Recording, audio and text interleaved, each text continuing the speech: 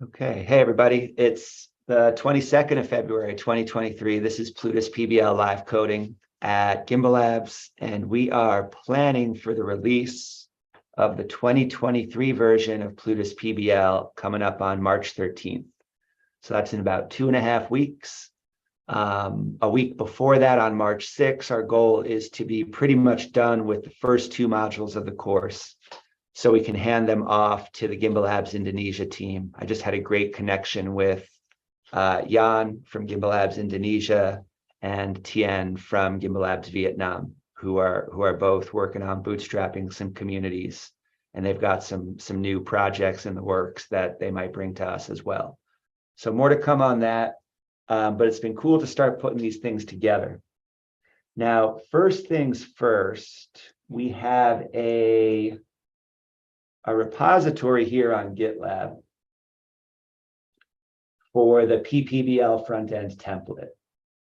And there's a link to documentation about this template in the GitLab. Okay, so docs are on the Gimbal Labs documentation site. Nelson and I have been working on some conventions and styles and thinking about how to organize components. There's also a how to build the most basic template. So this is what this refers to right here is a basically empty next project that only has imports that we've been using in the course. And it remains optional to use these, right? You don't have to use Apollo for GraphQL. You don't have to use Chakra for styling, but it's just, this is the stack we've been using because I find it beginner friendly. And we can change it anytime, but just for quick usage, this is now provided so you don't have to do at least these steps over and over again. You can just go to the front-end template and choose the basic template branch, 000. And this is exactly what we'll do. Yeah, it's an opinionated template. And if anybody wants to change those opinions, please speak up, right?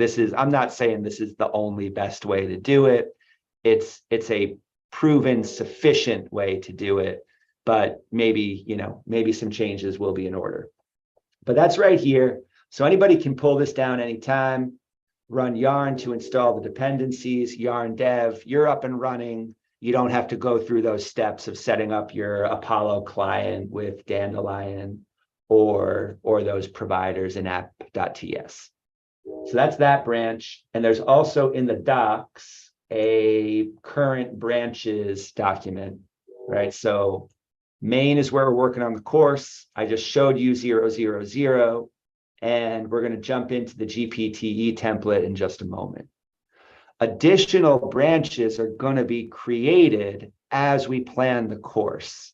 And we should start to look at these as snapshots.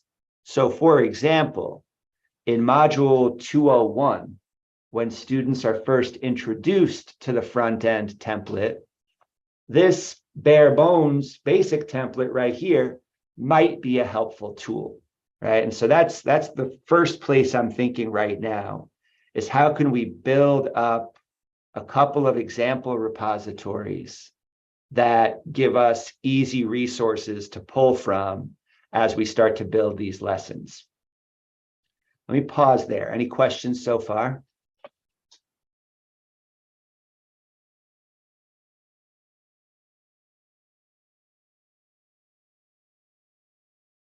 And so to follow on this note right here, it's likely that we'll create additional snapshot branches. Hey, here's a branch that has a very basic transaction component in it, and it can be used in a particular lesson.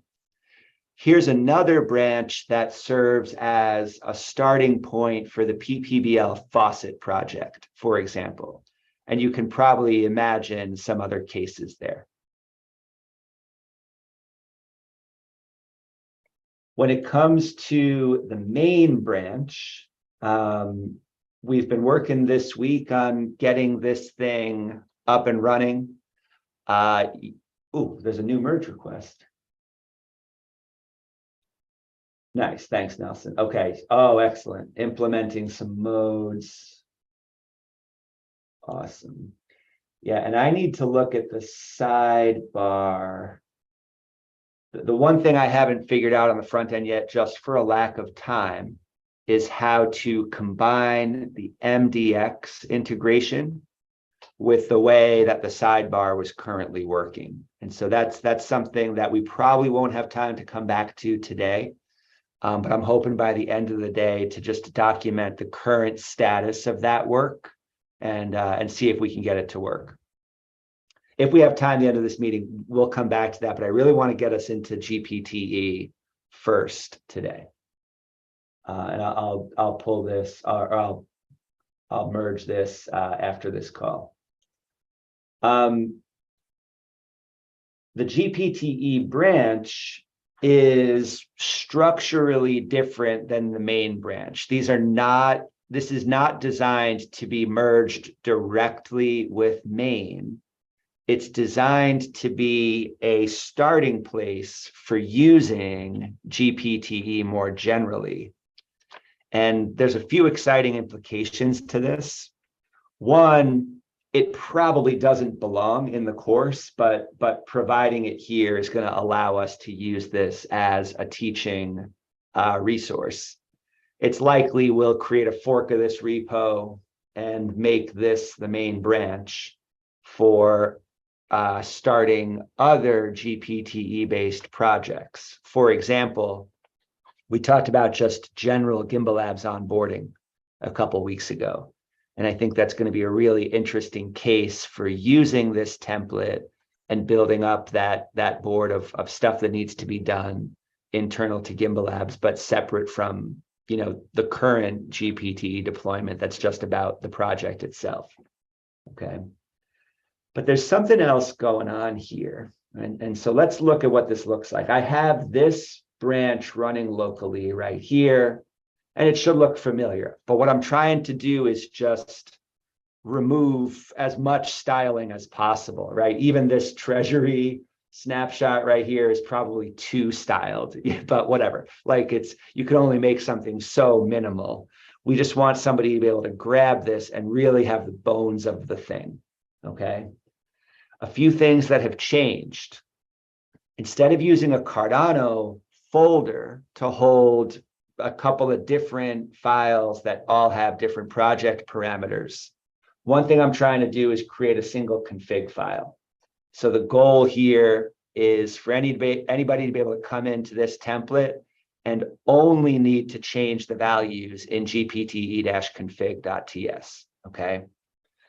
We want to have transaction templates. So I'm in the process, as I'll show you in just a minute, of creating components that really are just the transaction. Okay, if you're familiar with the current front-end implementation of GPTE, there's all that dev stuff, which I'm excited to keep using that. I think it's valuable for devs to see how datum and redeemers look, how GraphQL results look, so they can start to play with those.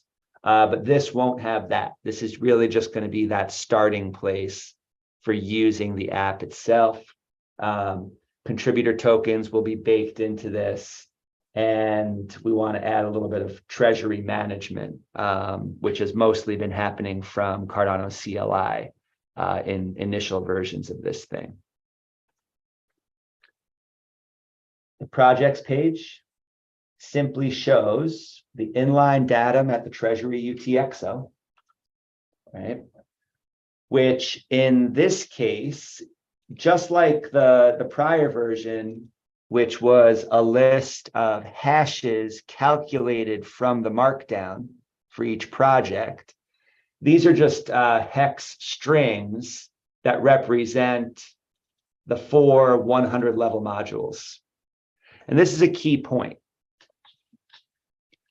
In the PPBL course, the way I'm thinking of it is we can use the 2 GPTE contracts to for students to commit to completing a module.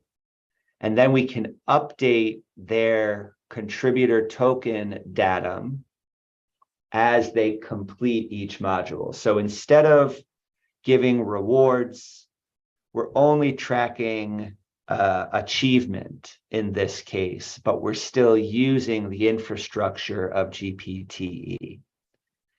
And so that's the first concept I really wanted to bring to everybody today is does that raise questions for you? Or does it make sense that we can use GPTE separately from the rewarding basis and more just for student tracking and reputation building? Roberto, what do you think? So the way that GPT works now is you commit to GitHub, right? You commit to GitLab, and based on that commit, you get the rewards. So how would that work, for example, in the case of modules 100, where it's not necessarily a commit per se, more of just a, would you commit an image of the task or something like that? How would that work?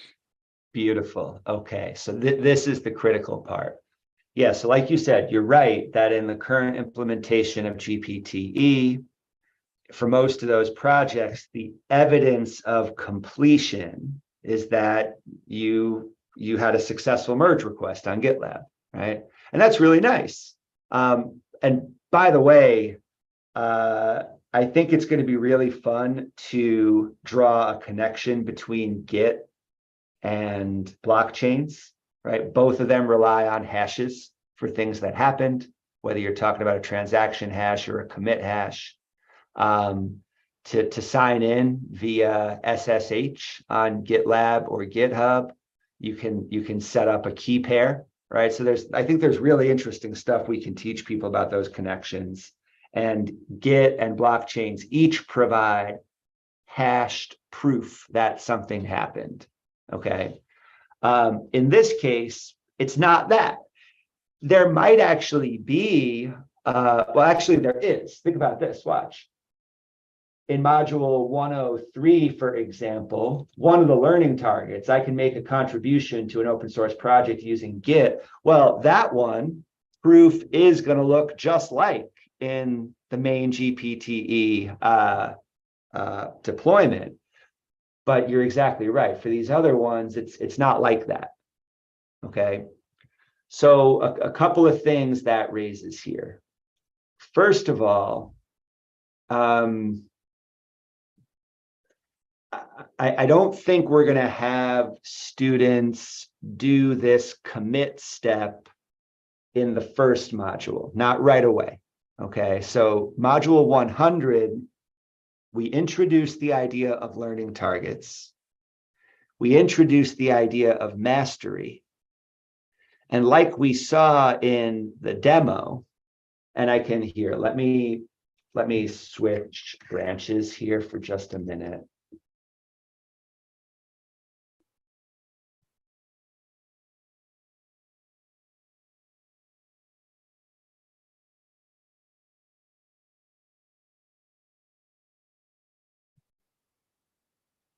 So I just switched branches over here.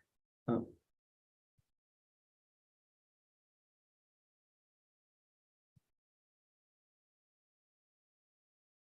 So just for context, if I jump into module 100, right, we have this proof of concept here that when I connect my wallet, I get my status here, and I also have my learning target status up here, right? There are certain learning targets where the proof is self-evident, right? I'm either connected to pre-prod or I'm not, and a wallet can help you see that. And this introduces from the very first moment of the course the concept of using a wallet for conditional rendering, right? And then we see it's not just connecting the wallet, but it's, do you have test data in that wallet? Or it's, do you have a token with this policy ID in your wallet? And in all cases, first of all, we are sending the message to students that we're always going to be looking for evidence of mastery. But to whom is that evidence most important? It's the students themselves. Okay. And that's this one right here. The student is really the only one who can decide if they've mastered this one. And I think there are some creative things we could do to assess this, but in a principled way, I don't think we should assess this, right? Like that's the whole point of blockchain is that self-sovereignty piece. You got to know that you know how to do this part, right? So we want to send that message, and with it, the concept of, hey, sometimes mastery, you're going to be the only arbiter of that, you the student. Okay. I'm going to keep going, but let me pause for a moment for Dan, and then more notes on that, Roberto. Dan, what do you think? Can you hear me okay? Gotcha. Yeah. Yeah, great. I was just thinking, safely storing keys, you can prove that they have a copy of their key seed phrase somewhere by asking them to create a new wallet. So rather than NAMI, one of the other wallets with the same seed phrase to access the same stuff, and then that would give you a kind of proof that they have at least got a copy of the keys, even if they're not stored safely in a safety deposit box or something. Yeah. And I think that's really good, is that even that, I still think that on principle, right, we should not collect that proof, right? I think, and I need a better way to describe it, but what is the point of blockchain? It's self-custody. And if you need somebody else to validate for you that you're safely storing your keys, we are missing the point, right? So yes, I think there probably are creative things we could do to officially collect evidence that students have mastered this learning target. I believe strongly that we should not. Now, if people disagree and we have consensus that we want to ask for that proof, go for it. But I won't be happy about it, because I think we will be burying the point of this course. Hey, what do you think? First, Dan, thank you for getting rid of that annoying background blur. Yeah, I just wanted to quickly say that. And the other thing is, I've been really getting into understanding like cryptography at a sort of primitive level and a functional level. Functional level, and just to this particular point of storing keys, I think it would be great to at some point create a PBL for not PPBL, a PBL for crypto, like at the core kind of thing. I mean, I'm not talking about like getting into the math or whatever of it, like that's quite deep in detail, but just working with existing primitives and creating different stacking functions and so on. I think that would be quite cool. I would love that. Yeah. Let's keep thinking about that. And just to reiterate the point about Git, I think this is one of kind of the side benefits of getting people to think a little bit about Git, is we can talk about cryptography a little bit, right? Just point people to this. I don't think it's the first thing we have to show people if they've never used Git before. But that moment where you learn how to authenticate with SSH, that's a really compelling moment. And I think it's a moment where people can understand blockchain a little bit better by thinking about, their SSH key pairs versus their wallet key pairs, for example. Oh, Alex, of course. Thanks, man. I'll see you soon. Okay, so here, the reason I jumped over to this is because we have these concepts of mastery. And early in the course, this is the message we want to send. In every module, we're going to give you learning targets. There are these I can statements.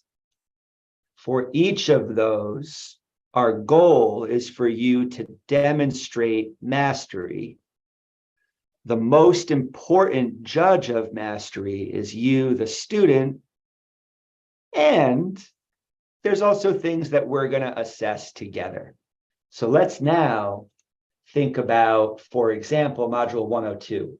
This is one of the easiest ones to talk about another party judging mastery. Why? Well, look, if you are able to do this 102.3, there's going to be a transaction on the blockchain that proves you were able to do that.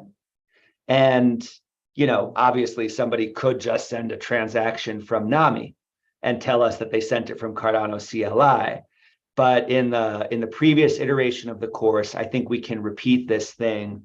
What the assignment wasn't just to send yourself some ADA, but it was to take a large UTXO, for example, one that you get from the faucet, and split it up into a set of UTXOs. And NAMI doesn't do that natively. If you really know what you're doing with Eternal, you can make it do this. But for the most part, you know, our job is not to like play cat and mouse with people. You know, like I don't want to try to cover every possible case where somebody could cheat, right? That's not the point. But anybody who's here to really learn, they're going to get Cardano CLI running. And the evidence of mastery of this thing that they can send us is a transaction where you had some set of UTXOs to yourself. Okay, they send us that. We as teachers look at it, we say, okay, good, you did it. And that's exactly what's been going on in Canvas. It's been a joy to grade this assignment because it's so easy to look at the evidence. It's yes or no, okay? Same thing applies to 102.4 and 5. For these, I do think it's okay to have some level of gatekeeping, but I don't feel fully confident about that. And this is really where I wanted us to get to today, is aligning together on this, okay? So let's say somebody comes into the course in module 100, they mint their contributor token. That contributor token has datum on it. And I'll show you this when I switch back to the GPTE instance. The datum consists of two things: a lucky number, which is just an integer. And there's going to be an assignment in module 102 where people have to change that lucky number, okay? And a list of byte strings. And that list of byte strings represents the modules that people have completed. I think starting in module 102, this is where we can start having people commit with their contributor token to completing a module. And then it's on us, the holders of issuer tokens, which is another topic we have to talk about, to then say, okay, I see the evidence and that assignment is now complete. And the way I'm thinking about it is, at that point, maybe that's where, you know, we add modules 100, 101, and 102 to the contributor metadata. And then from there, we continue that process of committing to the module and getting marked as complete. And if we follow this approach, GPTE becomes a different thing than than its current case where it's about distributing some kind of token. And it really emphasizes the reputation building part. It also, we might go so far as to say, it becomes a community reputation oracle, right? Because you've got people saying, validating, yeah, I saw that thing happened, right? And I think this is a really exciting thing. And I would like, obviously, I've been the only holder of an issuer token for the first instance of GPTE, just as a place to get started. I would like there to be as many issuers who can approve student completion as we can possibly draw from this group. So anybody who's willing to take on that role, I would really like to make sure that you are one of those validators. And there we are. Now we collectively are this group using a reputation oracle, showing on a deep level how the human role that's never going to disappear from using blockchains. So let me pause there. That's a big concept that I want us to be really aligned on. Does anybody have clarifying questions or pushback for the way I'm saying that?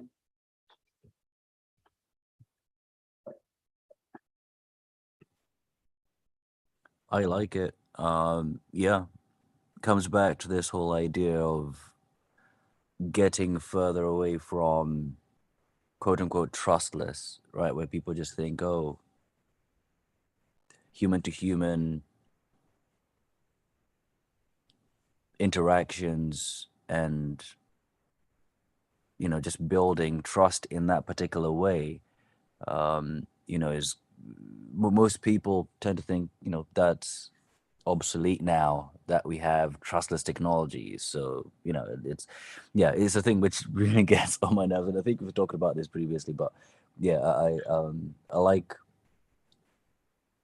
ideas which head in that direction, and starting from where you just propose from an oracle standpoint kind of thing. I think it's quite cool. Thanks. Hey, Roberto. Thanks, Eddie. So just so I want to make sure that I'm understanding this correctly. For the first 100, 101, and 102, GPT would not be playing that much of a role. It's just connecting the wallet and getting some assignments done through the LMS. And then when they finish 102, then those assignments would get sort of added through the datum to the token. And after that, then the GPT would work as we are using it now, which would be basically based on commits. Is that right? Commits or transactions or some other kind of proof, right? Okay. Something that we as the teacher issuers can assess and say, okay, I see that module is done. Right? I see sufficient evidence that this student finished this module. The reason, we could start right here, but there's something valuable about not hitting everybody with everything at once. Okay, so a soft start. Okay, module 100, I get this token. Module 101, okay, well, I'm starting to learn what Plutus is here. And then finally in 102, where we start to tie that together, we say, hey, that token you got in module 100, what we're going to do, for example, this learning target 1025, I can unlock funds from a contract address using Cardano CLI. One thing I would love to do here for a mastery assignment is simply have somebody change the lucky number on their contributor token. Okay, and so this owes to Sean's ideas about Plutus puzzles. Maybe this could be the first Plutus puzzle, right? Go in there. Oh, okay. Whoa, I'm learning a little bit about how SIP68 works. I'm learning how, and we'll talk more about the contracts that connect the contributor token to the contributor reference token. That's something, maybe we'll have time for that today, if not soon. But the way that smart contract works is the holder of the contributor token is able to change their lucky number, but not their mastery data. Okay. And so this now, once somebody does that, then we are able to say, okay, now you just changed the lucky number. By the way, we're going to use this token to track your progress in the course. And once we see that lucky number has been changed, then we can go in and we can update the contributor datum to say, okay, you're done with 100 through 102. And now that you are moving forward, you can commit to the next modules.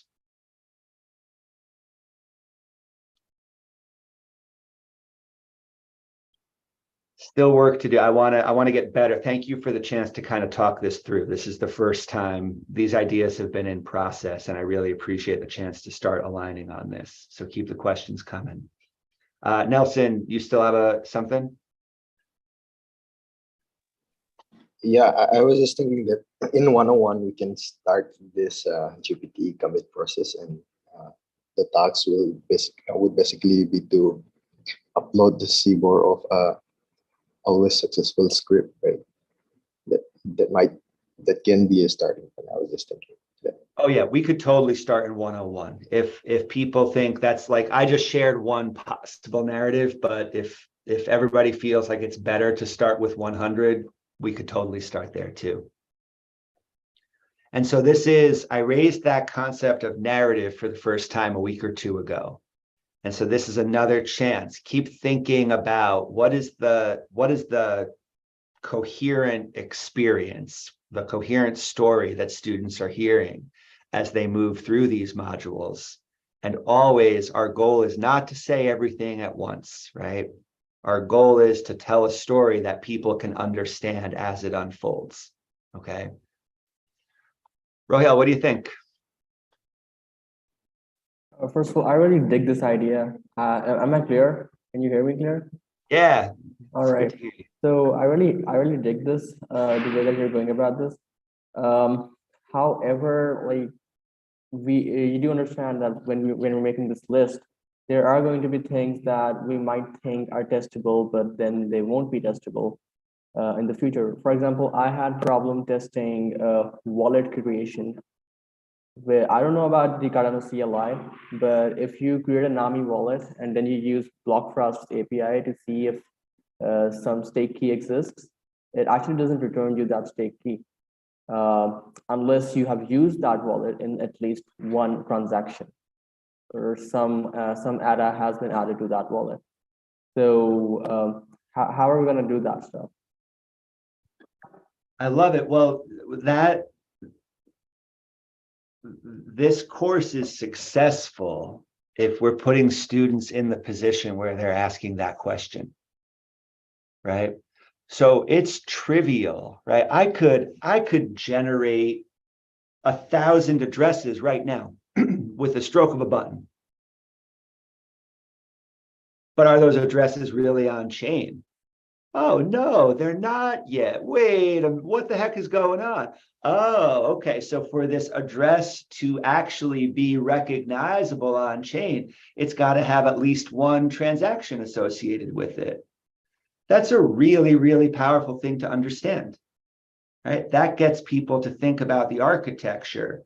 So thanks for raising that example. And we should keep those examples coming, right? Any aha that any of us have had as we've been learning everything we've been learning. If you have something that you learned that you were really excited to understand, right? And you remember that moment where you first understood it, that's probably a good sign that we should try to help other people have that same moment. And so this is on Friday, we'll get together during the Smart Contract Gladiator meeting to start thinking about a sequence of Plutus puzzles that people will work on. And so this will be another good chance to do that. But Plutus puzzles aren't the only way we're going to deliver those lessons, right? So if other people are starting to have ideas for structures of lessons or assignments or projects, this is what we want to be thinking about. the more general fact is that not all of these are easy to assess. And so one thing that we want to be working on together is what are the learning targets we're going to specifically make sure happened in order to move from one module to the next. 103 is a simple example of this. I can reuse code from existing projects. This is something we want to encourage people to do, right? We want to demonstrate this in lessons. We want to demonstrate this at live coding, but how do you really, maybe I could say, oh, this person used an import in this, right? There might be ways to do it. But do we really want to spend our time bending over backwards to make sure people are checking that box? Or do we want to put lessons in front of people and assess the things that really matter? So I can imagine that completion of this module really only depends on this learning target right here. Right? I can make a contribution using Git. If you did that, you're good enough. The point is to contribute. We hope, just like we hope that you know how to safely store your keys, but it's up to you to decide if you've mastered that. We might decide it's the same thing here. We might decide that somebody does have to post to Cardano Stack Exchange in order to demonstrate mastery of this. But as teachers, do we want to work that hard? Do we really want to spend our time chasing users around on Cardano Stack Exchange to prove that they did that thing? Personally, I don't really, right? But we can decide. Okay, so keep that in mind. The learning targets, again, the main audience for learning targets is the student. And some appropriate amount of evidence from us, the teaching community, that those things happened. This is where that emergent reputation is coming from. And I'm excited for us to get to the point where we're debating some of these things, right? Maybe we'd have a 50-50 split about whether or not we should really assess this learning target right here, for example. Awesome. That now as a team, we're having a good conversation.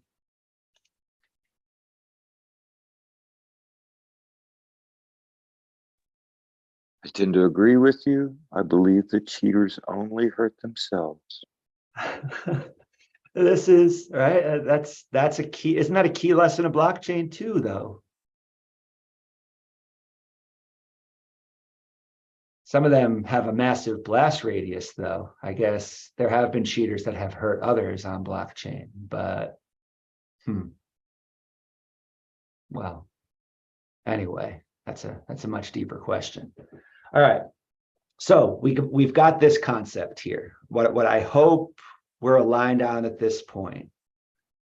We have to think about mastery, student lens first, and GPTE plays a role as this reputation oracle.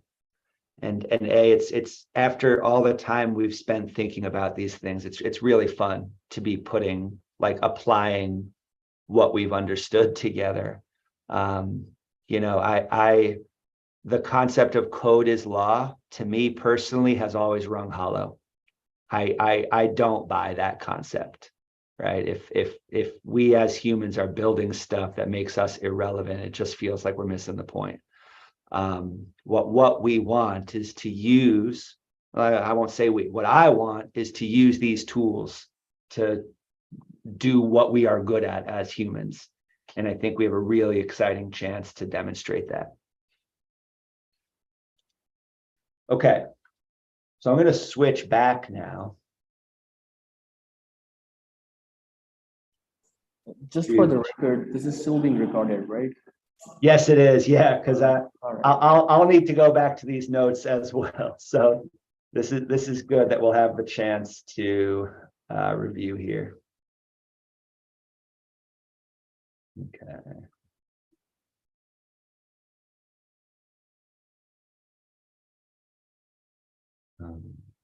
Here we go. All right, so back on the GPTE template.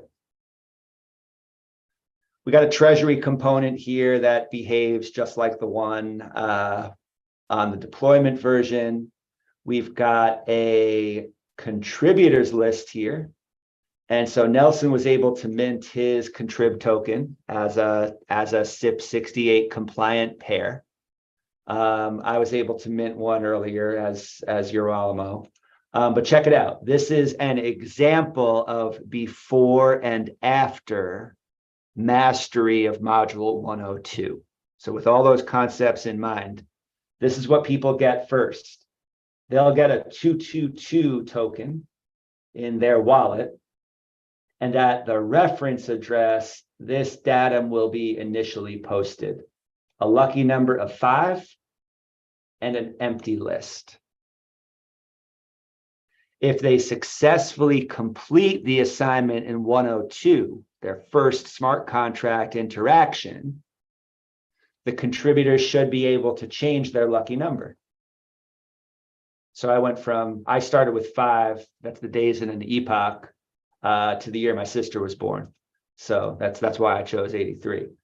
And then here's a list. This list is module 100, module 101, and module 102. Okay. And so this is what datum would look like on a contrib token after that number was changed and we had a record of finishing those first 3 modules. Dan, what do you think? I was just curious. This is all happening on the pre-prod testnet. That's Is right. that right? That's right. So these, at what point would the token go onto the mainnet then? Would that be at the end of the course? You would have an option to create a token. I love that. I'm just thinking of the you're building all this sort of reputation, if you like, on the testnet, but that's on the testnet. If people want to be able to look at it in the future, and the testnet's been respooled for some reason, that data is no longer there. Right. Okay. Very good. We do need to move something to mainnet at some point. My instinct is that it would be expensive to do the course management on mainnet directly. And part of what this exposes to us is the potential of side chains, the potential of other tooling that might come out, right? I always feel like I have to apologize before talking about Hydra or Midnight because we don't know exactly when they're coming out, but just because they are easy examples, right? This is a use case that highlights for us what could be some potential power of running a Hydra head for the course, right? Instead of using pre-prod to track this data, all of this could be in a dedicated Hydra node. When it comes to privacy, right? Questions about what are the implications of putting my name on a contributor token? That's, for example, a reason why Midnight could be valuable when it starts to roll out. So we're always setting ourselves up for those future things. But for my instinct, again, is for reasons of cost and kind of safety of just playing around with this stuff, to keep it on pre-prod. You're right, the pre-prod, we should assume it's going to be respun. The good news is even when a network is respun, it's a headache because we might not be able to use it anymore, but the data doesn't disappear. Okay, and anybody with a copy of that ledger can look at what was there. And this was the case when testnet broke last summer, is we weren't able to use it anymore. We were still able to look at it though. And so if that happens at any time, we will, it'll be annoying and it'll take a day or two of work, but we'll pull all that data and then figure out how to encapsulate it on whatever network we're using next. But does anybody feel strongly like maybe any arguments for putting this on mainnet, despite the expense?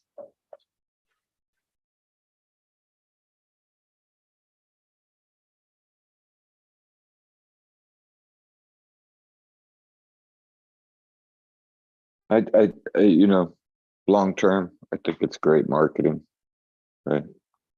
People can always look at the Gimbal Lab students' activities. But I think that's great. I don't know if there are other considerations where, I mean, it's not like they're going to see fuck ups, right? If it's fucked up, it's not going to be on the chain, right?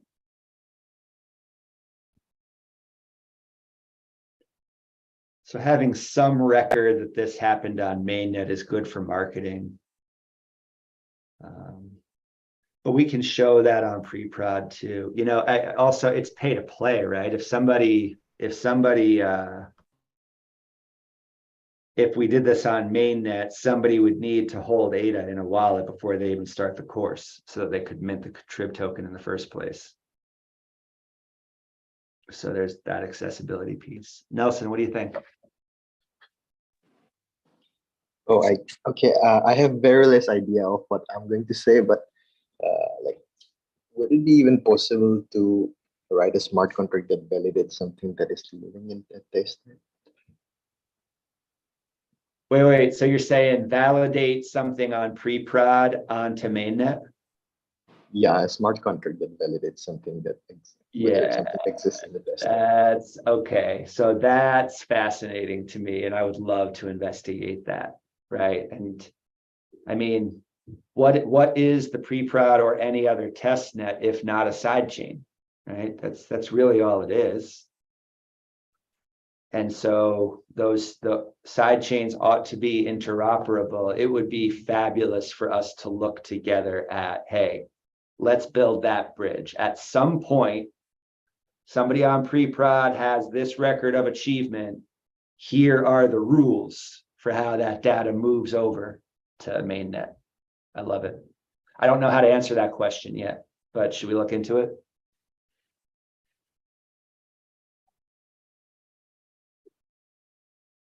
Yeah, that's awesome.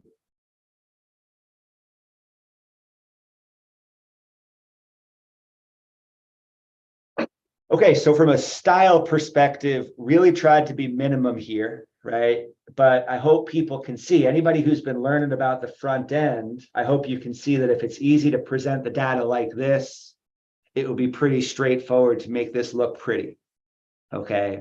And so once we have this template set up, one of the ways we can play with it is to start to create a sub branch of this one and start to mess around with styles.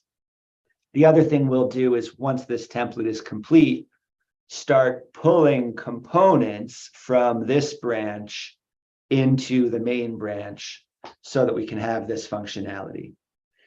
And I imagine we'll want some kind of student dashboard, right? Now, so next question. People are going to mint their own contributor token. And I'm going to go to the old, this demo is still up. This is different styling, but let's just look at this bit right here. Oh yeah. Okay, so here I am. This actually, I mistyped. This is not an address being entered here. It's the alias on the token. Okay, so if I write James, it means I'm going to mint this PPBL 2023 demo James token. Okay. As we've discussed, it's probably not the best idea to be putting real names here, right? And we want to demonstrate that over time. So I wanted to just ask this to everybody. What naming convention should we use on this token? one thing I could imagine is, how like Docker and other tools generate these like random word pairs, like flying animal kind of thing. We could set up a little something like that where we have just a list of funny nouns and funny verbs, and people get a random combination of them or something when they make their token. And going back to the concept of narrative, think about what happens. Okay, I'm a student in this course. My contributor token is not sacrificing my right to anonymity. For all intents and purposes, I'm flying rhinoceros in this course. But what matters about that token? What matters about it is the reputation that emerges by participating in the course. That's the thing I need to share. And this is a key concept of decentralized identity. I don't need to share my whole self with you for the particular use case that we are engaging in. All I need to share is, hey, I'm the holder of the token that represents this achievement, right? And maybe that's enough. And I've been fascinated by this concept. I think we should push it together of how far is that reputation worth? Will people lose or sell those tokens to somebody after they build a reputation, right? Like, I don't care what name is on my token. I'm not getting rid of my reputation token because I don't want to do all that work again of building that reputation again, right? That's worth more to me than knowing my name, right? So let me pause there. I'm excited to hear if people have thoughts about this. Rohel, what do you think? All right, so I was thinking maybe we should do it like, okay, so let me process what I'm thinking. I'm thinking of making it like an in-game name, like we have game usernames, which are not exactly exposing your real identity or anything, but they're still something that means something to you personally. So it adds that value to it. And then as far as the what do you have to show for it aspect of it comes when it's all anonymous, what we could do is we could probably have partners that make sure that they can, while keeping us anonymous, confirm that we have achieved X, Y, or Z, and then give us some sort of badge next to our name, which only says this much, which only says that we have achieved something, but it doesn't expose our exact wallet details or how we actually got there, if that makes any sense. I love it. So for example, I did 10 modules in this course, hence I have earned the badge of, I don't know, intermediate, let's say, for example's sake. So without compromising anonymity, I can use that badge, and there should be some way for me to get that badge without exposing who I am, and can use that badge, maybe on partner channels or somewhere, but to just show for it. Right. So if the data on chain says I've got this and whatever the name is here doesn't have to betray who I really am, right? But what's on chain is that you've done these modules, and what our front end can do is present these modules as anything, right? And so to build a better user experience, some beautiful graphics to go with these, some RPG style badges or something like this is awesome. And that was one of my favorite things I've heard so far about the course. Is some people reported back that they felt like they were playing an RPG. I was like, yeah, like that. If we can achieve that, that's a really, really cool feeling. So yeah, anybody, again, like as I've said before, I'm not the guy you want styling things. All right. But if anybody wants to contribute by making badges that are going to knock people's socks off and engage students in collecting them, we've already got all the plumbing we need for that. All we have to do is implement it on the front end. And that could be a really fun way to contribute if that lights anybody here up.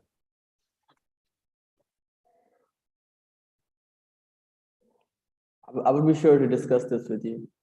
All right, I'm excited, man. Thank you for that. Roberto, what do you think? I know we've discussed this before, but this brings the question again of how do we if anyone wants to sell this token, if anyone wants to transfer it, wouldn't the fact that it's just a random make it harder to connect to the person that is actually, because it's as much valuable to you as a reputation token as it can be to someone else who just wants to, I don't know, get ahead or something. That's exactly right. Did we ever get to a conclusion on how we could make sure, or if we wanted to make sure, what was that? I don't really remember what we ended agreeing on. Or This is a question we're going to be talking about for years to come. Okay, we're going to keep going around on this. My current opinion, based on the way the system works, is as follows.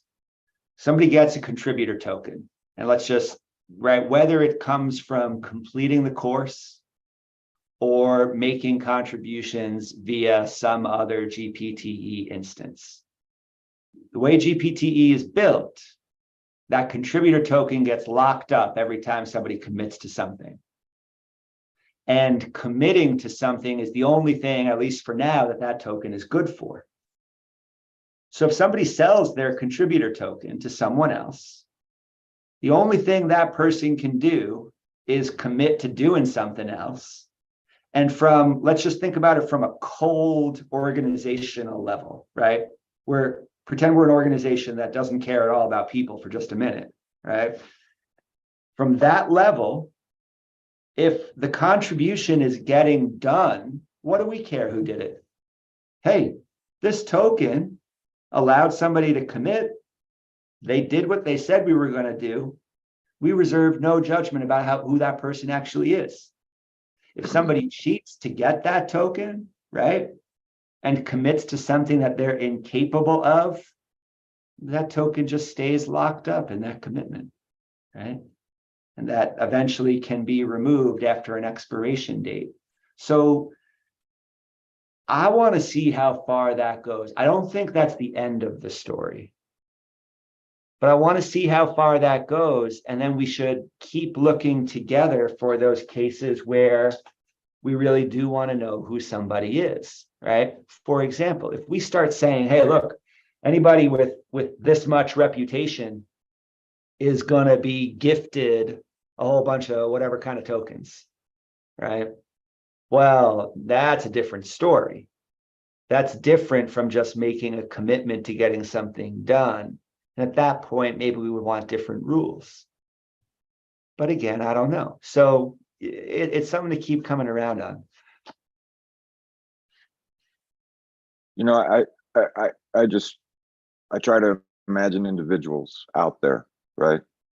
And right now I have two situations in mind, you know, where somebody who comes in and earns a contributor token might give it to somebody else or sell it to somebody else.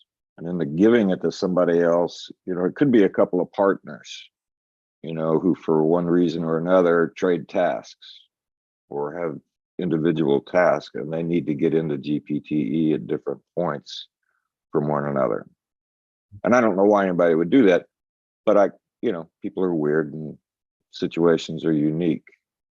The other thing I can think is, if, you know, like if you've gone through GPTE and you know, gone to the highest level that we ever make possible with it, and that gets you a job, or that allows you to have the knowledge that you need to build on your own or whatever, I can imagine somebody who knows this person saying, hey, I've got a chance to get this job. You've taught me enough. You know, I can do this. But they want somebody who's gone through Gimbal Labs. And so rather than me put in the time right now, I'd give you 1,000 ADA if you just give me your contributor token, because that'll get me this job. Right. and and that's no skin off our nose unless he fails, right? Like, but that's his problem, right? He might go in there and not know as much as he thought he did because he didn't really go through the PBL. But I mean, those situations could have happened. And I don't know if or why we should care unless there's a bunch of idiots out there getting these things and going out and doing a bad job. I mean, that's the only negative I can see there. Hey, what do you think? Yo, I think Rohail was actually ahead of me. So do you want to go ahead, Rohail, and then I'll jump in after you. Yeah, for sure. You can go ahead. I already spoke my mind. I'll join in after you. Cool. So to Roberto's question or point, I think, I don't know, from a layman's perspective, from my understanding, technically, I think a good way to maintain the integrity of the provenance is to utilize something like the datum, which would be attached to a specific UTXO, right? In this case, it could be a UTXO which has a particular token, or maybe even a set, sets of tokens, so that once it's moved from there, that then revokes, sort of like it breaks the seal. So I think that's possibly one way that could happen. I don't know. There might be some technical reason why that might not be possible or something. But yeah, and then another way to, I suppose, this isn't so much, well, maybe speaking to the integrity aspect, but what one could have is you could have a token, which is the equivalent of your CV or resume. And that could be, the metadata could be updated every time a new transaction happens, right? So for example, going from the student to the teacher and then back to the student, right? So on that transaction back, the teacher sort of appends a particular, number of things.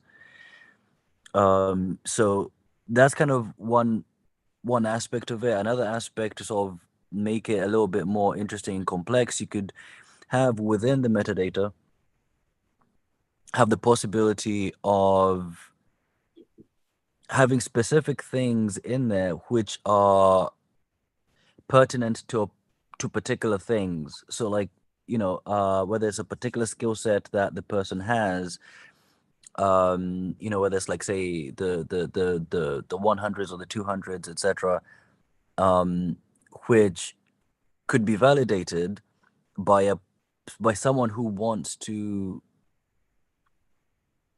take on someone, to employ, for lack of a better word, to employ someone, but they want to sort of do like a simple zero knowledge proof type thing. We could have basically a sort of key generation and sort of key handing situation to be able to enable that person to have a private key, which then decrypts a portion, say, of that metadata, right? Because you could have sort of different keys decoding different segments of it. So yeah, that's kind of like a really hacky way to go about it. But yeah, I just thought I'd throw those ideas in there. Hope that made sense. It 100% does. And just to reiterate, the purpose of this course is to get students to the point where they're having ideas just like you're demonstrating right here, right? That's our job, is to get people to that point inside of these problems, having hacky ideas so they can start thinking about them together, right? And the fact is, most people just don't have enough experience with the problems of SSID to really contribute to it yet. So what we need to do is we need to put people front and center in those problems. How do you guys know that contribution token is me? Once you're asking that question, you are ready to keep moving on your understanding of SSID.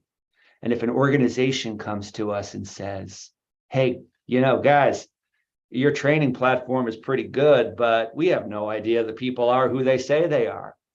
Boom, there you go.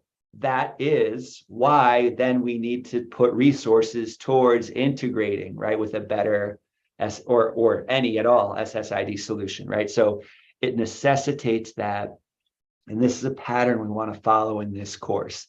Keep creating these scenarios that force people to think about these questions so they can find the ones that are most interesting to them and then become contributors to those things.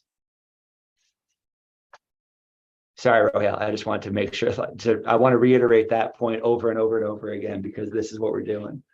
What you got? All right, so I was listening to all of this, and I was thinking, like, reiterating what Steve said, I think it would be counterproductive for us to not really it would eliminate the point of us putting in effort to validate that the student is doing the things to earn the tokens, if later on at some point the student is able to exchange those tokens with other people who have not done those things.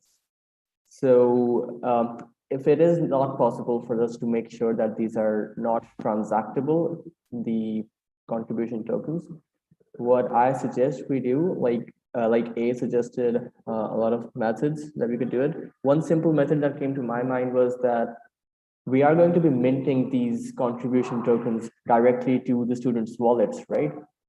Am I right on this, James? That's correct. So why don't we make it this way, that if we cannot stop the student from, let's say, giving their tokens to someone else, we can at least make the tokens unusable for the receiver to get hired for anything that would put a bad name to PBL.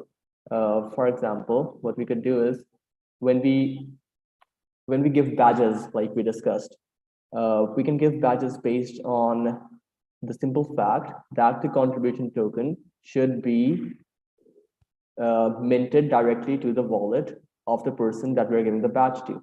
They should be the first recipient of that token, of that contribution token. If they are not the first recipient, they can still hold the token, but we won't give them any badges based on tokens that they receive from other people or other addresses. If we do that, we can, make sure that people who do not know their stuff don't go in to the industry and say that we are GPTE professional, we took the PBL course and all of that stuff. They won't be able to lie about that. I agree with you. And there's a really straightforward and elegant technical solution here, right? All we have to do is add to the datum the pub key hash of the minting wallet, right? So we add one more field right here. It's just a byte string. It's the PKH of that minting wallet. We could add that right now, no problem. I got to admit that I'm just really, really curious. I want to know what happens, and I don't think we've seen it yet. I want to know what happens, how the student values that token if there are no strings attached, right? Like because we might be living in a world where this thing that we're trying to protect for turns out to be a scenario that actually never happens. We don't know that. And and the likelihood that it's never is very low, right? But what is the rate? Are 50% of people building up a token? Is this like a World of Warcraft farm, right? Or is it just 1% of people? And depending on the answer to that question, our approach might change. So I got to admit that from a research perspective, I'm not in a hurry to implement that solution because I don't think there's enough knowledge about how people actually behave here yet. And I would love to gather it together.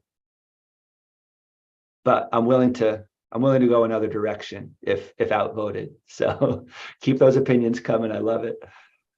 My only concern with that would be at some point when the tokens are already out, and let's say if at a later stage, maybe after we have gone live, it's been 2 months, people initially value the tokens, they don't trade them with other people, but maybe 6 months in, 7 months in, they start exchanging them due to whatever reason. So would that still be a good time to reinforce these laws that we're talking about right now? Or would that be too late? I'm just asking because Yeah, no, it's completely an appropriate question. Here's the thing, right? So we have the simple scenario where we throw a pub key hash in the datum, right? That would solve this problem, because then it's just, hey, you can only use this wallet if it's in the wallet with that PKH. Fine. But at minting time, we know the address it was minted from.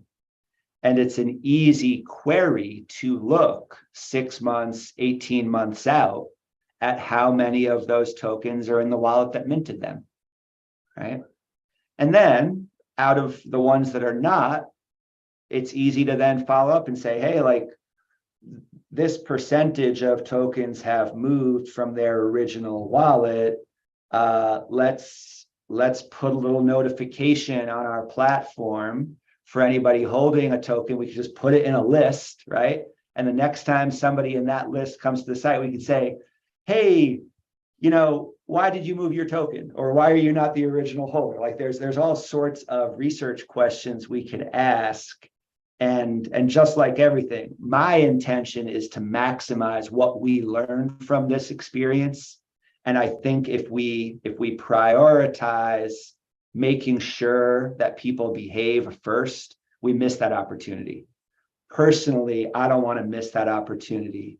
But again, if everybody says, no, not worth the price, then let's add that field. No, I think I'm with you on this now. I think it's worth a shot. It's okay. We can actually derive a lot more knowledge from actually going out with a bare bones approach, and then adding on to it after we have looked at the behavior of the people. I think that makes a lot of sense.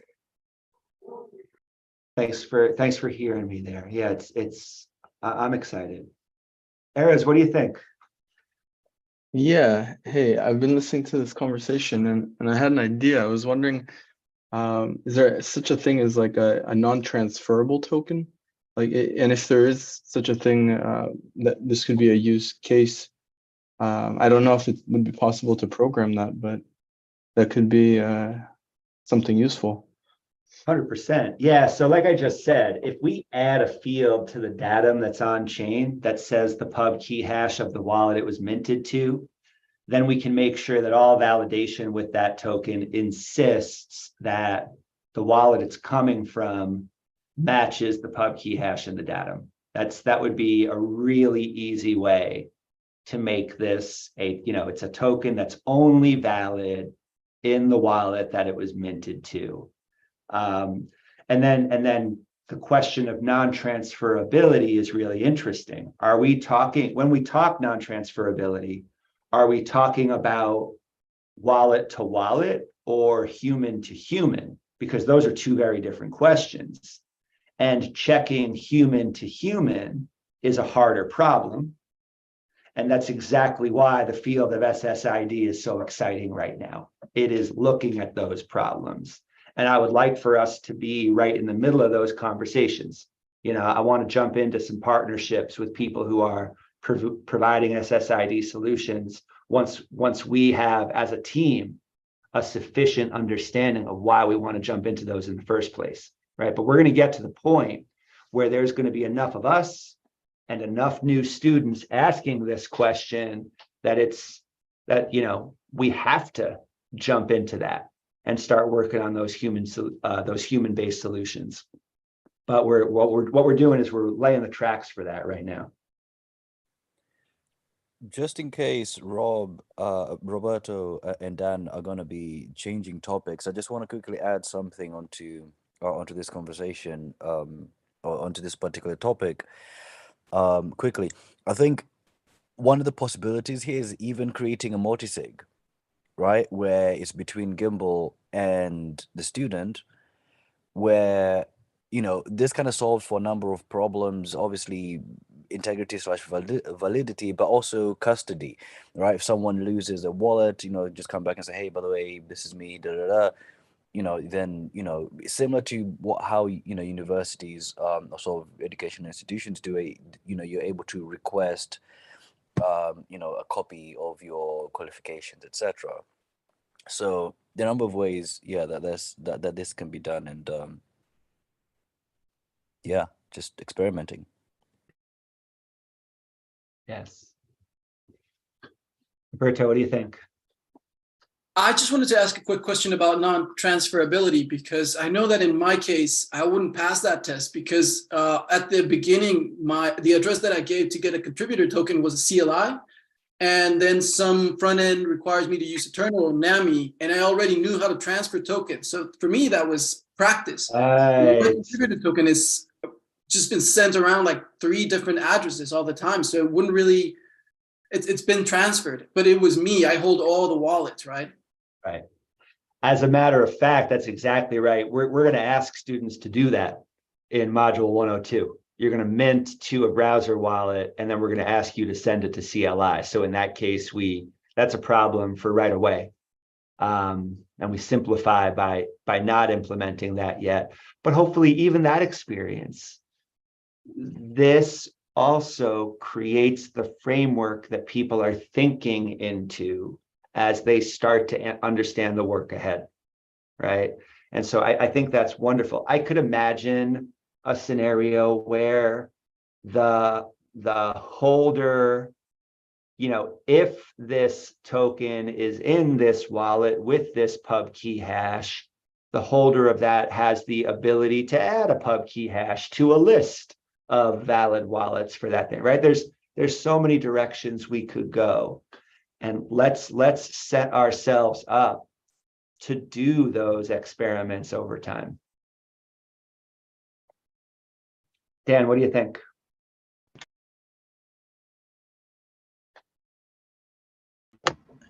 I think most of what I was thinking about has been talked about. It's basically what happens if someone loses a wallet or needs to transfer it from one wallet to another. I think your idea of either having a multi-sig set up so that you could request to move the token, or as you said, if you hold the original wallet, you have the ability to add a pub key hash for another wallet so that the token is valid in more than one wallet. Mm-hmm. Mm-hmm. Thanks, Sebastian. Yeah, and just to think about this a little more, so this entire system is based on a rudimentary implementation of CIP 68. And that CIP suggests that there might be several like wallet tokens for any given reference token, right? Single token with the datum on it at the reference address, but could be more than one user or contributor tokens out there associated with that. And that multi-sig is one option, but another option is, hey, somebody comes to us, says, I lost my 222 token. I need another one associated with this. We can build a system for that.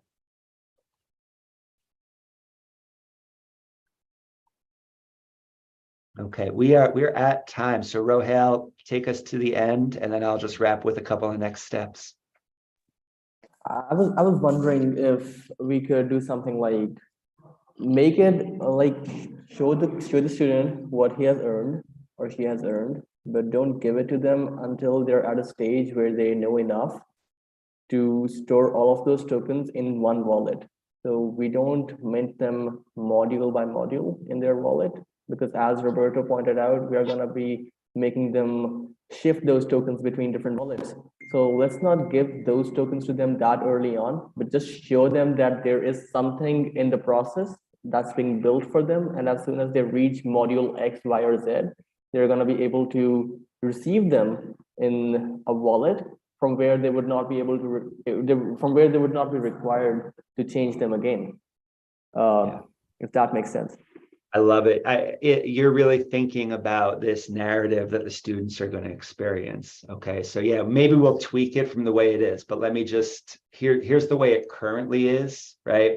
In module 100, you press a button and you get your token. Oh, what the heck just happened? I got a token now. What is this thing, right? What we want people to have is the experience of saying, what is this thing?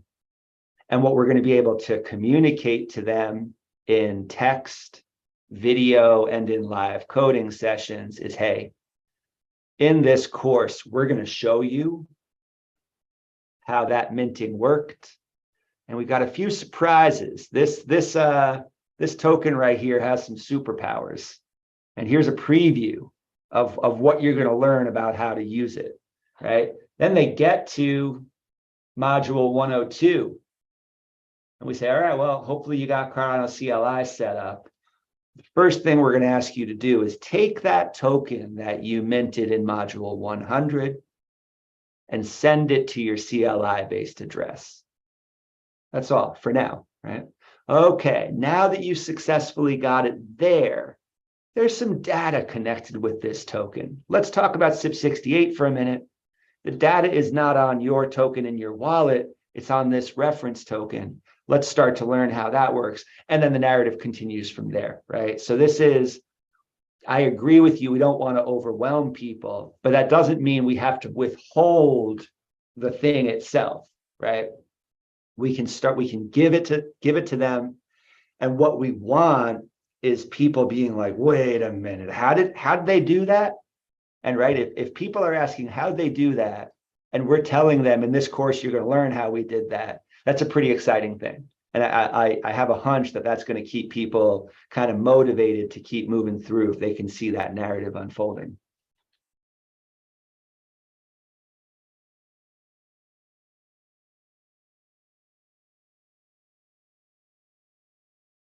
Okay, so thanks for thinking through this today. This feels really productive to me, and I would love to keep hearing questions. So like whatever you think about over the next few days, just make sure to be in touch. We got the Discord channel for planning this course. Yes, feel free to DM me, but even more so, drop questions to the group. This is, we're coming together as a team here. It feels really exciting. And so the more kind of questions we can bring to each other, the stronger we're going to get together. Couple of really quick updates. Anybody who remembers the Sedan endpoint for parameterized Plutus scripts that Hinson shared in December? Roberto and I were talking yesterday about how to start deploying such endpoints via Dandelion. And he wrestled with Nix and Docker last night, late into his night, and he got it working. So he's now created a Docker image that can hold a Plutus project with that API that Hinson built, and is going to allow us to expose a very straightforward API that takes contract parameters and spits out a Plutus script. And so it's thrilling to know that proof of concept is built. If you run into Roberto, give him some love. He was beating himself up last night, and he kicked ass, figured it out. He's a wizard. But now that we have that pattern, we can use it, for example, right away in module 101. When we introduce a Plutus script to people, we can use it when we introduce the Faucet project, where we encourage people, hey, listen, if you got a Nix environment set up, we really hope you do this way. We want you to look at this Plutus code, compile it yourself and use it.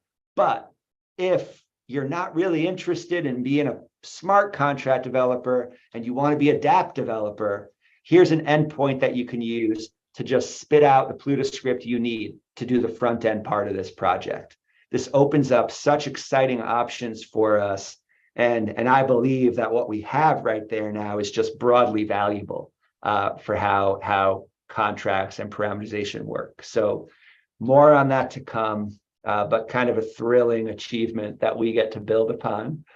And finally, I won't be here tomorrow. So I think Alex has us good to go in terms of firing up this Zoom meeting at this Zoom link. But if for some reason it's not working tomorrow, just be in touch on Discord for anybody who wants to get together, and feel free to use that agenda. However, I'm taking a much needed day to really just focus on my kids tomorrow, and I'm excited about it. So sorry to miss, but kind of overdue for just that day together. Any last questions before we break? Anybody else doing Plutus Pioneers? See you there. I'm signed up. When is that? Is there a first meeting? What is it? The first lecture is due to be released tomorrow. That was Okay, the yeah, email that's I had. Excellent. What Dude, is it about? What is it about? It's about learning Plutus. It's IOG's original- IOG's bootcamp for learning Plutus.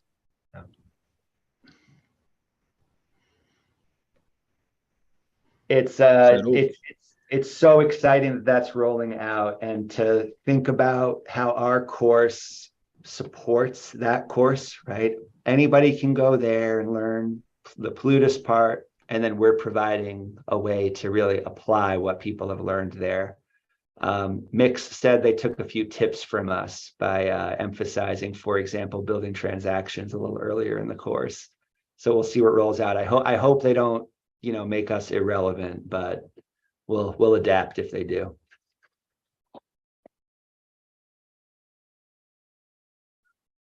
How do we Rohel, join?